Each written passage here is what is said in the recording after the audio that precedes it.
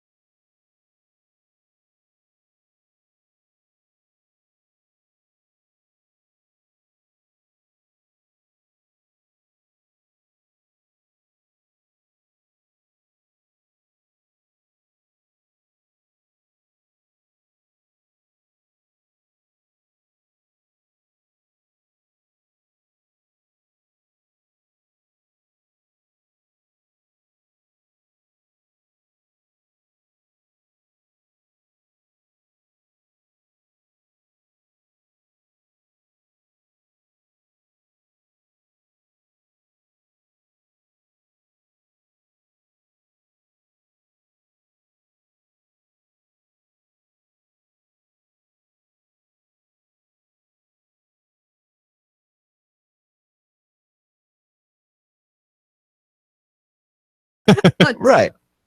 Whoever you are and wherever you may be.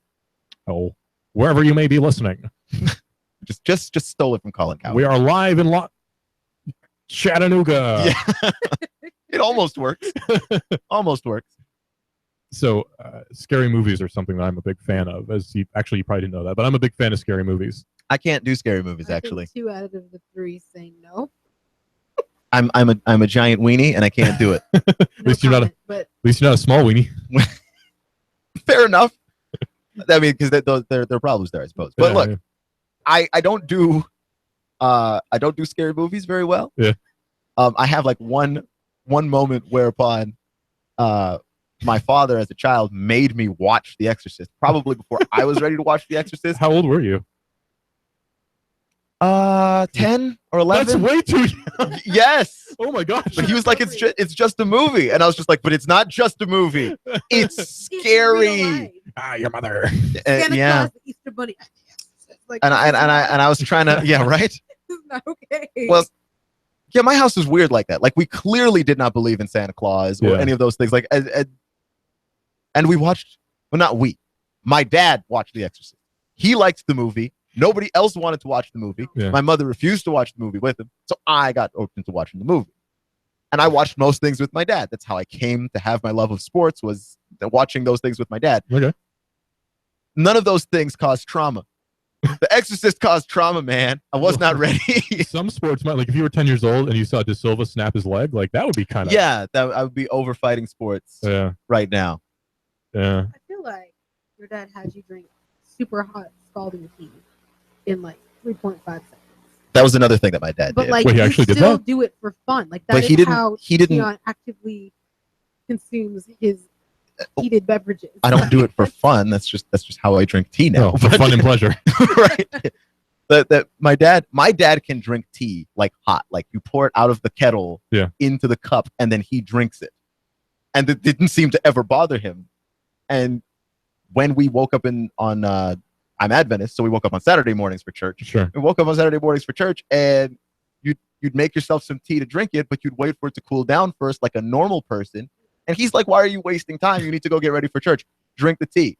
And I was trying to like drink it as fast as I could, but I couldn't because I was a small child, and it was scalding hot tea. Yeah. And he made me drink it. Like over the years of doing that, that's just how I drink. I drink tea like that now. Drink the dang tea, son. Yeah. So you pour me hot tea. That's how I want to drink it. Did he have an accent? He did. It was that makes it funnier. Drink your tea, man. My dad. He. I'm sorry. That's terrible. So done. I like can't even. I'm just picturing. I'm just picturing cinnamon from those old Apple.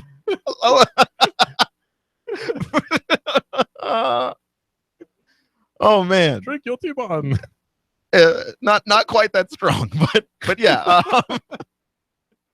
It was my dad yelling in his Guyanese accent at me to drink tea and to drink it faster. And there was one point where I was drinking the tea and he took the cup and pushed it up to my face to force me to drink it. So I just had hot tea dripping on me everywhere.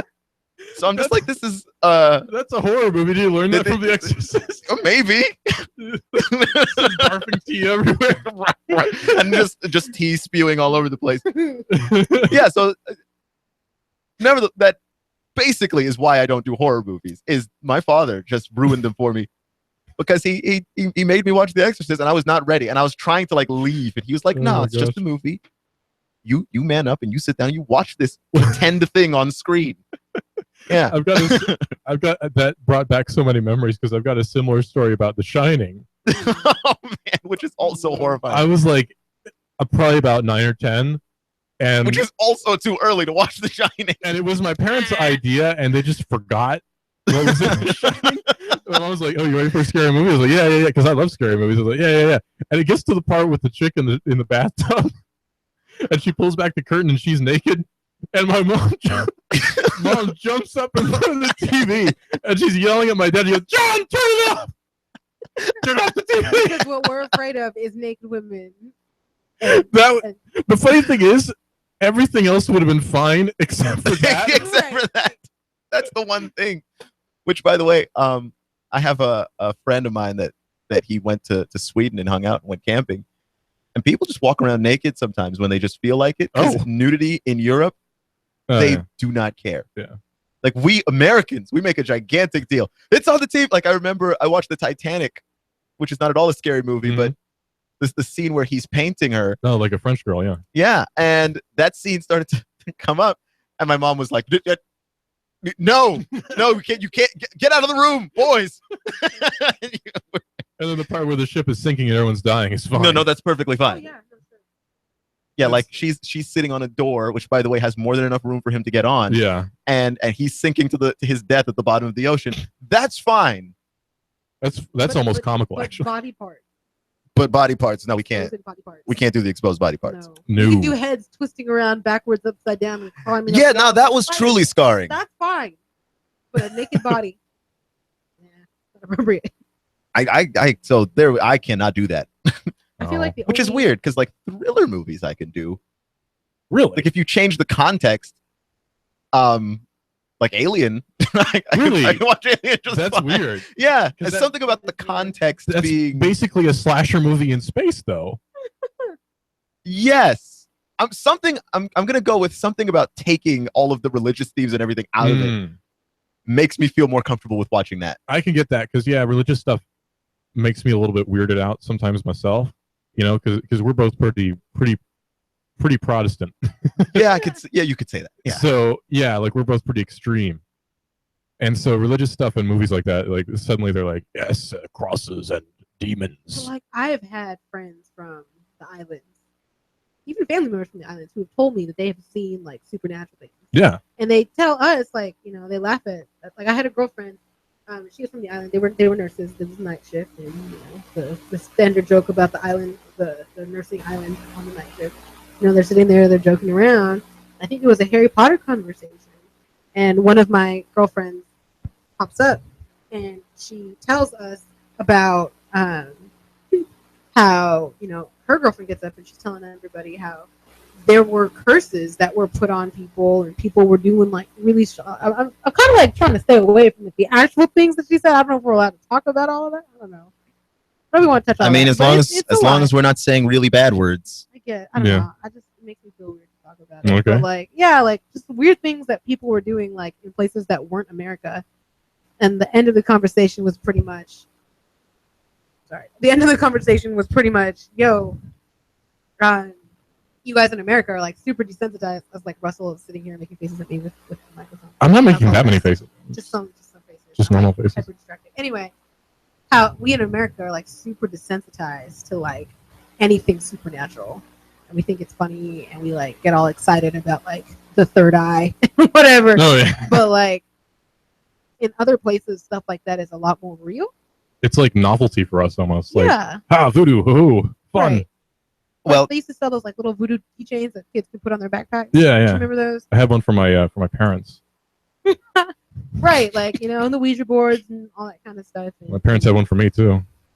I've had family and friends tell me stories of like Ouija boards, like telling them, "Hey, you shouldn't be playing with a Ouija board." Luigi boards. So for me, like the horror movie thing, I've just never really been really big on it. I thought Carrie. I watched Carrie. I've not seen Carrie. I haven't seen Carrie, and I haven't seen Blair Witch Project. Those are like two that I've just not seen. Which is hilarious because those are the two that you have seen. And you're the least horror movie person in the room. I can easily say. And I haven't seen those movies either. I feel like I picked a bad topic. I'm like, yeah, what should we talk about? Of course, scary movies. And no, I haven't seen any. But here's the thing: it leads to the digression and the great conversation. That's true. Like, Carrie's like, I don't know. It's like a backwards story of Cinderella. I'm not sure. You've got like the evil mother, who's like keeping her child from being like what she wants to be, right? And then like all the terrible school trauma, and at the end, like it's actually I don't know. I feel bad saying this. It's kind of funny. Like she gets covered in all this pig's blood, and she's like, ah, and it's creepy, but it's like, because like it's the last thing that you would expect at a prom. Well, no, I don't need to watch Carrie. Like a rite of passage, and you're just like, but she, okay, all right, okay, cool. Well, that's truly horrifying. No, I don't need to watch it. Ooh, scene in like movie stuff. Underrated scary movie. Yeah. That my father also made me watch. In fact, all of these movies my father made me watch. The Good Brother, starring Macaulay Culkin. Oh, The Good Son, you mean? Good Son, yes. Yeah. Starring Macaulay Culkin when he was still a child. And Frodo.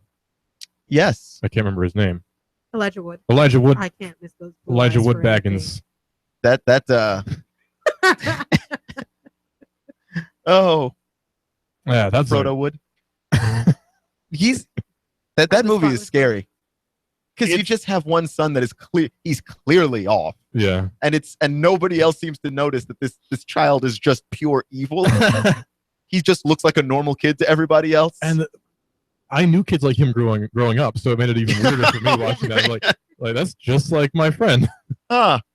Yeah. It's frighteningly like my friend. One that I've always liked that's more of a thriller that you could watch, I'm sure, is Cube. I even wrote it down because I didn't want to forget it, and I didn't anyway. But Cube is such a good movie. It's a 97, 98, I think, Canadian independent movie, and it's a really, really good movie. It's these people, they're stuck in a giant complex that's in the shape of a cube, and there are multiple rooms, and they move through it, and all the rooms are identical except for different colors. Ooh. And they have to navigate to the end of it, and they're trying to figure out how do we navigate to the end of it, because they just wake up in this cube with no memory of how they got there, and they're all wearing identical outfits that have their last names on, like prison jumpsuits, basically. That concept looks really interesting, though. And there's an autistic guy in the movie who severely autistic, who solves prime numbers for them so they can solve the puzzle of getting out. And it's a really, really good movie. Yeah, that sounds awesome. Sounds like right. Well, hey guys, what are we doing I know what tonight? I'll be watching later. Yeah, it's a great movie. Speaking of watching things, you finally, I think, watched Westworld, right? Yes, though I didn't get. I was like, my plan was to watch more of it, but then because I'm an old person, I watched one episode and got really sleepy. But regardless, yeah, it finally happened. Okay, so what do you think? First episode. But first off, everybody in that show talks like a Michael Crichton novel. Which made me very happy. It is based on a Michael Crichton work, I believe, as well. Yeah, and he even wrote the screenplay for the movie from the 70s. And they talk like his characters talk, which to me, one of my favorite books when I was a kid, and actually, quite frankly, one of my favorite books still, is The Lost World. Oh yeah. So hearing that again was just kind of cool. Also, it's a sci-fi Western, and I really like science fiction. I also really like Westerns. Like a lot. It's like a Western, but it's not. That's kind of the cool thing about it. Like, it is a Western, but it's not. Because it is. But it's a science. It takes place in the actual setting of the story takes place in a place that looks like the West, but because it's in the future, it's clearly not a Western. And although geographically it may take place in the West, it's not like 1880 or anything. Right. I think, and I don't think I'm spoiling anything because it's in the trailer. Okay. That this place is made to look like the Wild West, and then people who are rich can come and kind of play out this fantasy of roughing it in the West. I'd like that concept a lot. Like, and it's very fun. It's like what, $40,000 a day, something like that, to stay there. Right. I can't remember if they bring that up in the first episode, but it's really expensive to stay for like one day. Right. And so you have to try and get it's sort of like overly adult Disney World, where it's like, oh, here's a historical context, which is something that a grown-up person would find fun and want to pay exorbitant amount of money for. And the cool thing about it is that there are family aspects to it too. Like, I don't know if they bring that up too much in the first episode. There is one with the little kid. The family's walking and they run into the main character woman whose name I cannot remember for the life of me. But I'm like 6 episodes in, I don't remember her name either. And they're like, oh no, you can't cross the river because that's where the adult stuff happens. Yeah. So there's obviously the parameters of this area is where you are if you're a family. It's like AOL. Basically. Oh man. AOL Kids is over here. Oh, that takes me back. That was my first experience with the internet. That is exactly mine also. I was dudemaster@AOL.com. I kid you not. That was my real email address. I was Piggy1990. Oh, that's real. I was XX Sapphire Serpent XX. Are you serious? Oh yes. You're not joking? XX. Wait, XX Sapphire Serpent XX. That's correct. How old were you? Underscore in there, so. How old were you? Why? Were you like a teenager? Is my question. Early teen. Okay, that explains it. Okay. If you said like, if you said like I was 20, like I'd be a little bit weirded I out. had to switch over to Gmail yesterday actually because jobs. And stuff. Wait, you were still at AOL? No, sir. Okay. Actually, first it was CompuServe. CompuServe, yeah. Yes. Well, you're from the West Coast, and they had CompuServe over there. I also had AOL. Okay. We won't talk about. We didn't have CompuServe on the East Coast. Oh, really? I was in Maryland when I first went on the internet, so there was no CompuServe. Yeah, we didn't have CompuServe in the South. Habbo Hotel, yeah. Oh, we raided Habbo Now Hotel. I'm really showing it. Yeah, that's hilarious. I never actually unironically went on Habbo Hotel. We also didn't have Prodigy down here. Like Prodigy was the big one, the big other one, and we didn't have that in the South either. Really? So we kind of missed out on the whole. We just had AOL and that was it. Gotcha. Kind of sucked. Anyone remember Neopets? Yes, my friend met her friend on Neopets actually. I still I'm not putting that out there. Probably after my time too. But what was the other one? Webkins. Everyone had Webkins.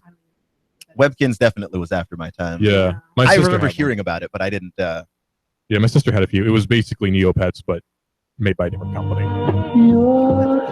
They were cute. You get into these deals before like internet became what it is. So you are a nerd. I'm not. How about that for two millennials talk with three millennials This time. on ice? Now we're going to talk to you about why it is that Apple stinks. After this, Hot 1240 Hot News Talk Radio. You give us 12 minutes and 40 seconds, we'll give you Chattanooga and the world. Fox News Talk 1240. A $500 gift card. $500? What? That's right, Funky. A $500 gift card from a store of your choice. The agents at Exit Realty Scenic City are confident they can sell your house. They can do it in 99 days or less. If your listing proves a slowpoke, they will give you a $500 gift card. No one works harder for you than agents at Exit Realty Scenic City. Licensed in Tennessee and Georgia. Exit sells quickly all types of commercial and residential properties and vacant land. Looking for a dream home, or maybe you're just a first-time home buyer? Let an agent get you started today on your house search. If you're a real estate agent looking for a change, see what Exit can do for you. Training, technology, branding, culture, and financial freedom. Again, Exit Realty Scenic City. Call 423-551-EXIT to learn more. Call 423-551-EXIT and learn more. Terms and restrictions may apply.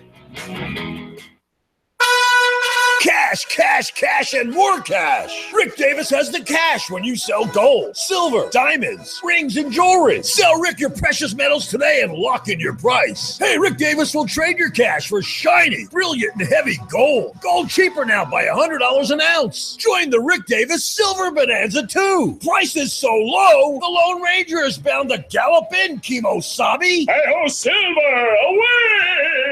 The markets are changing, so buy now. Cash, cash, cash, and more cash for your silver and gold, gold, gold. Rick Davis, 5301 Brainerd Road. That's 5301 Brainerd Road. Rick Davis Gold and Diamonds. Oh, and cash, cash, cash. You know where it is. Hey-ho, silver, away!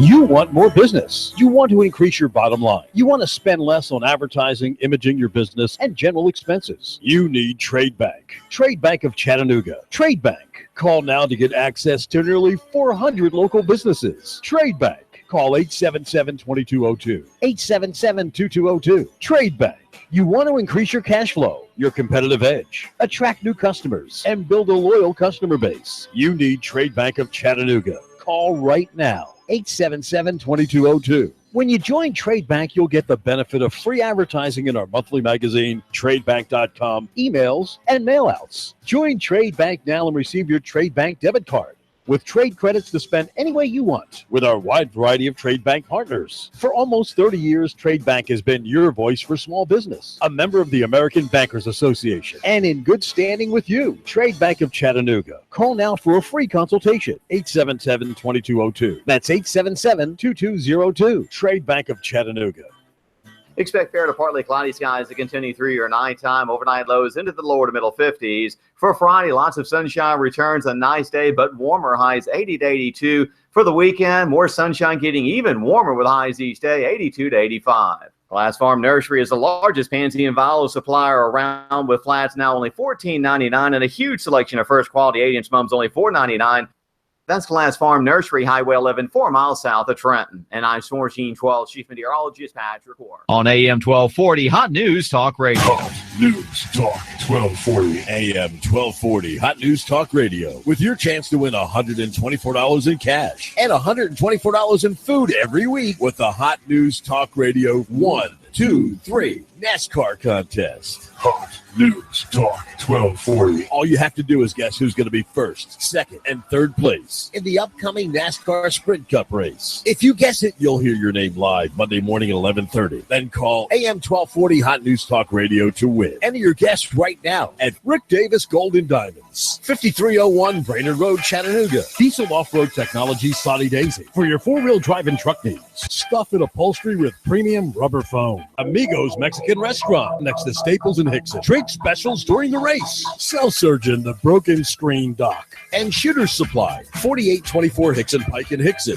Hot News Talk 1240. Enter your guesses now and listen to the race live to win $124 in cash and $124 in food from Chattanooga's official NASCAR radio station. Hot News Talk 1240. I love NASCAR. Hot 1240 Hot News Talk Radio with your Hot News Now updates. A grisly motorcycle crash claims the life of one Ringgold man in Bradley County. A Collegedale police officer says he saw the motorcycle traveling 80 miles per hour down the highway. It was a 45-mile-per-hour zone, and the policeman gave chase, but it was too late. He saw the man on the motorcycle fly over the handlebars and splat onto the street. He was taken to the hospital where he died. Two men were minding their own business on Shepherd Road walking down the street when gunshots rang out from a passing car. They realized they had been shot themselves in the legs and groin. They were driven to the hospital by a friend. Police arrived on scene and have not found a suspect. He's believed to still be on the loose. The victims didn't see enough to give a description. Two witnesses have refused to testify in a murder case before Judge Barry Steelman. They say they fear that they would be outed as snitches and killed. They are the only two men besides the perpetrator who saw a man be shot in his house in the head, left to die in a pool of brain matter and blood. If it's going on in the Tennessee Valley, it's going on Hot 1240 Hot News Talk Radio. Truex Jr. is off the pace and he is headed to the pit lane. Elliott powers around the outside. Michael McDowell pops a right front tire. Here's Martin Truex to the bottom. Blaney blocked him off too. Meanwhile, Chase Elliott went 4 wide on the back straightaway. They're side by side for the lead. Hear it live on Chattanooga's official NASCAR radio station. Hot News Talk 1240. The voice of NASCAR.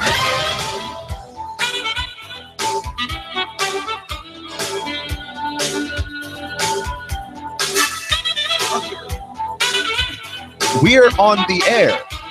This is not a coded message for people who are in this room and also supposed to be on the air. What? Just, you know, we're also not a numbers station. This is Two Millennials Talk today with a third millennial.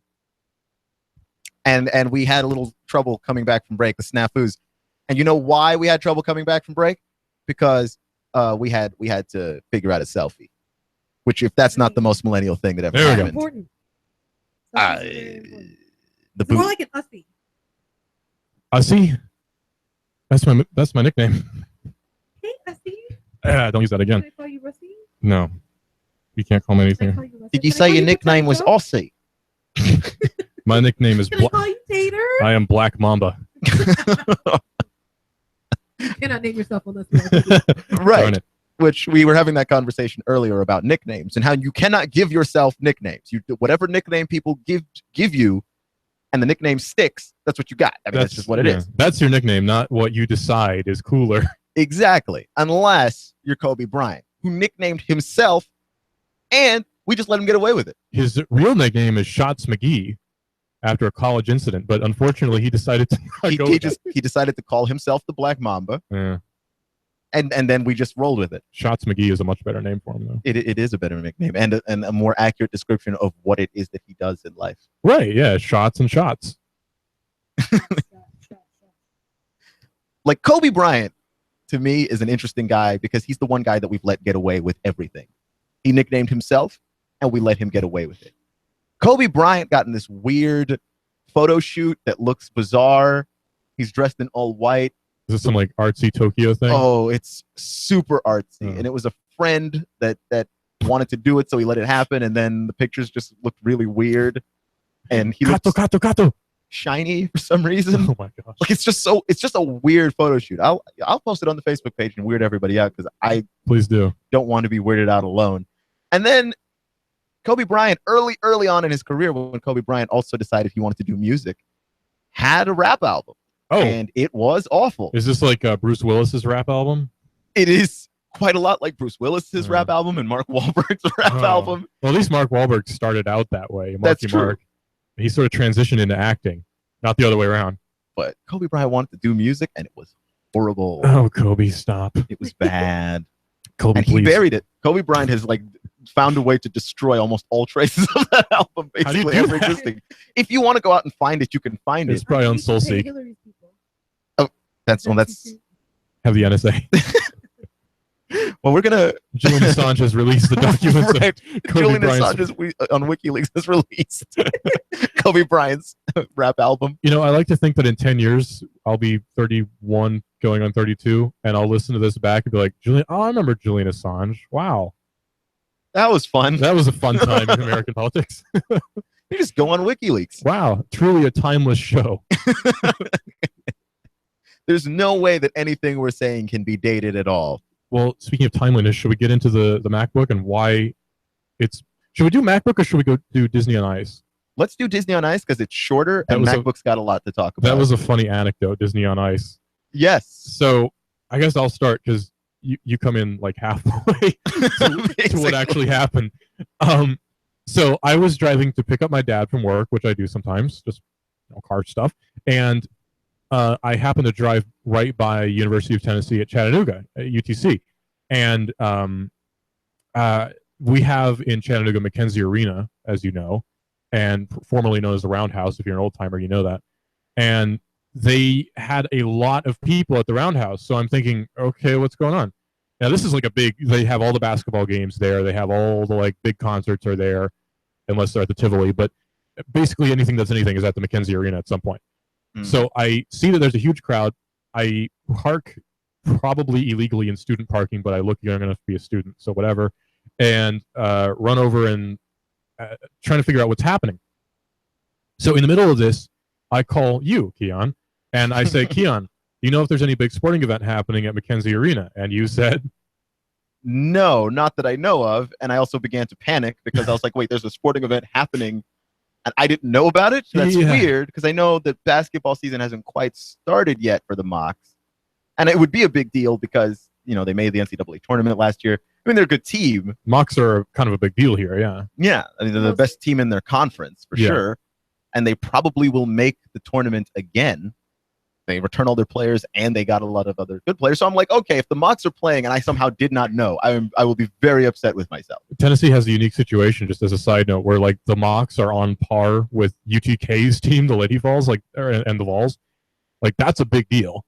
Well, and also the men's team made the tournament. UTK didn't. Yeah, so they're bad. That's a big deal there, where the Mocs, both football, basketball, any sport, both male and female, is on par, at least at some point, with the mainline team from University of Tennessee. So that's kind of a big deal.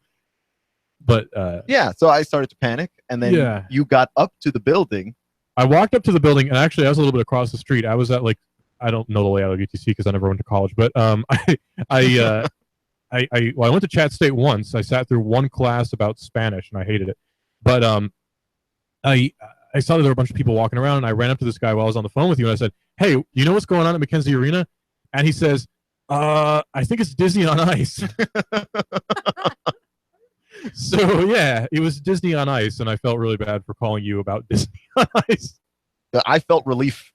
Once you said that, it's oh, no, it's just Disney on Ice. Yeah. Oh, my status as sports director can still stand. Yeah, well, I was news director, and I felt dumb that I didn't know what was happening in Chattanooga. And it's not no disrespect to anybody working on Disney on Ice. We're both fired. Right. Wait. No. I'm gonna make it all. You're fired. Well, that, No, that's actually a very good Donald Trump. That's pretty good. That's a good impression. I mean, you can't see my little arms. Your little hands. Little hands. Fockers reference. The double Fockers. Which you got to be careful with that. Yeah. There on the air. I understand. The motion picture, film. The film. That's why I'm saying the more explaining we do, the less our good old friends at the Federal Communication Commission have to deal with us here. Yeah, well, they don't listen to us anyway. Okay. Are we the only podcast restricted by the FCC? I think we might be, actually.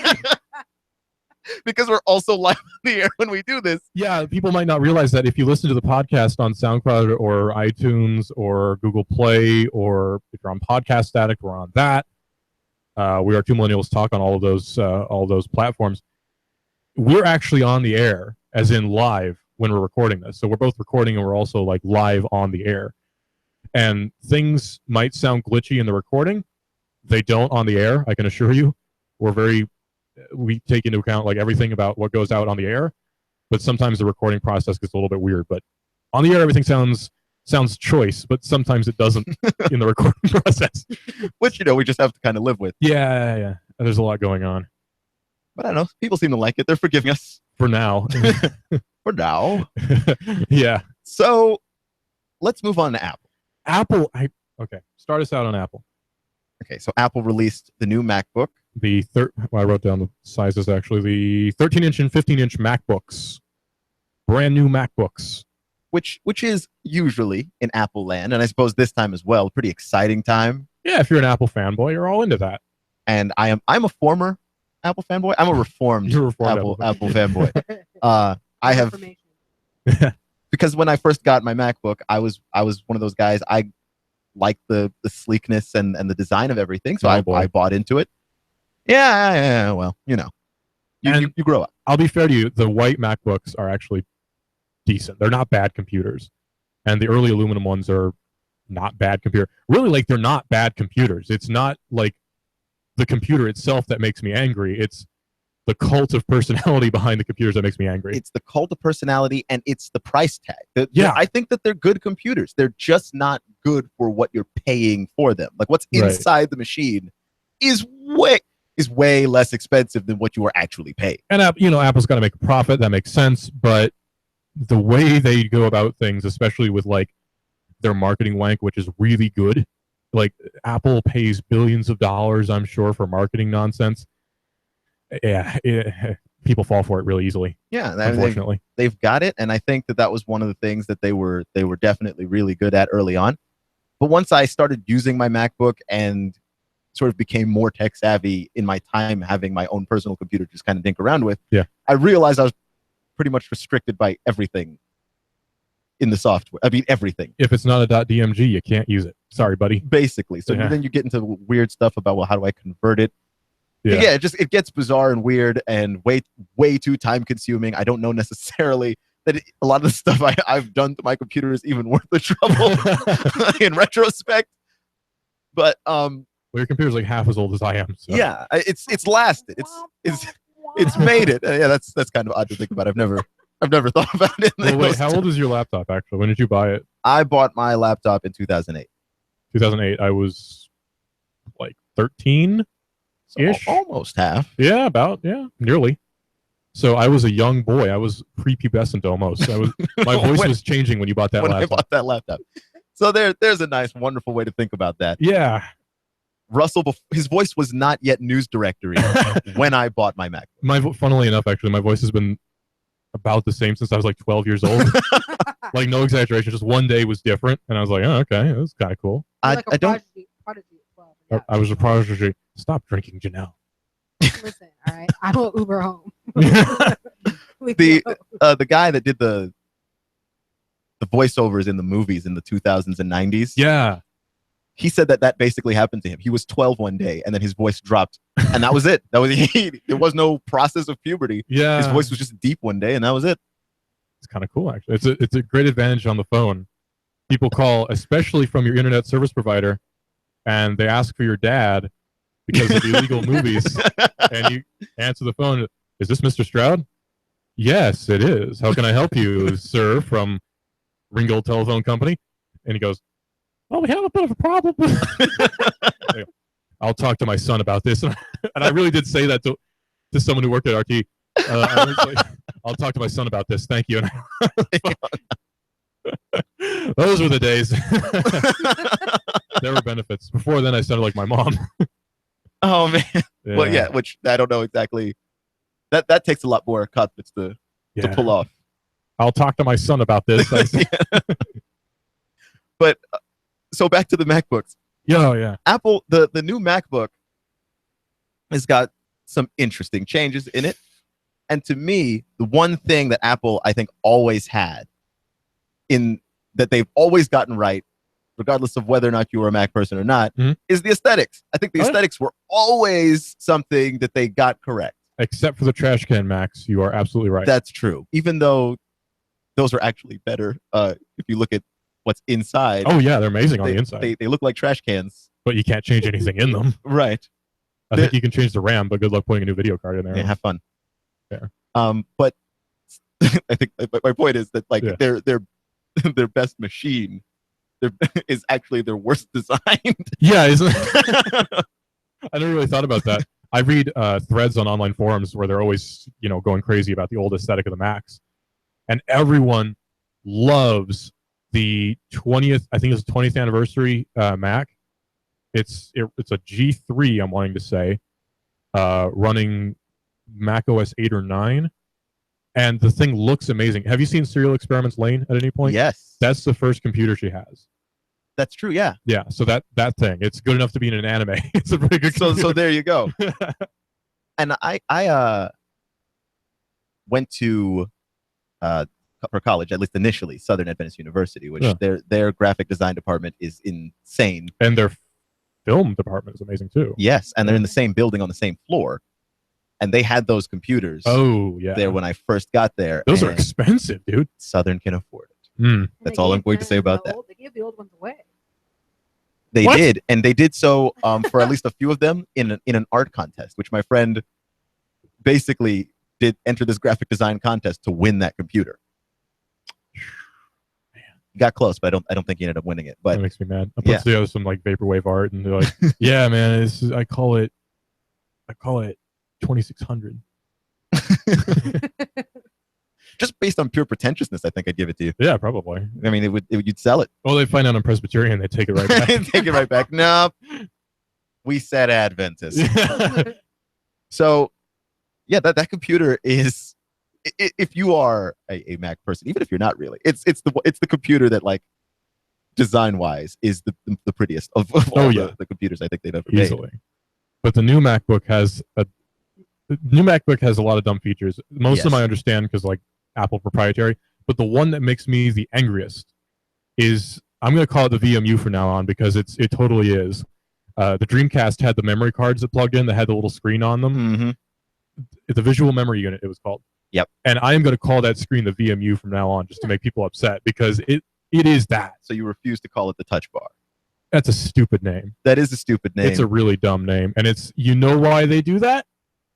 To drive the price up, because it serves no purpose other than that. It serves no purpose, and also, the way it works is stupid.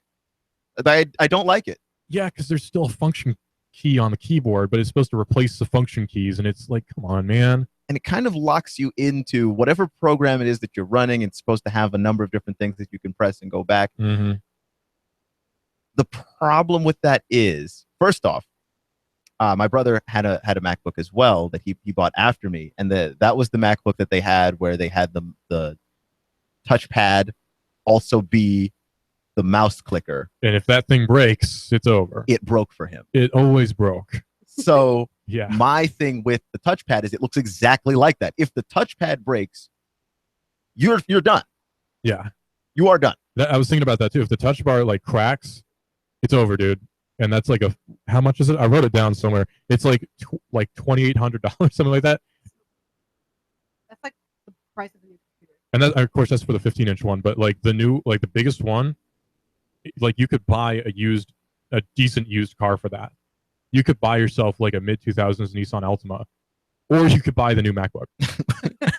Basically. I mean, that's stupid. But you can customize. That's Like true. you can get cool skins to put on the outside. I got myself a new muffler from my MacBook. If you go to the Apple website and put every setting at the highest, Oh, like, man. I want the most RAM you can have. I want the biggest hard drive you can have. Give me every RAM. What you have is like the down payment on a house.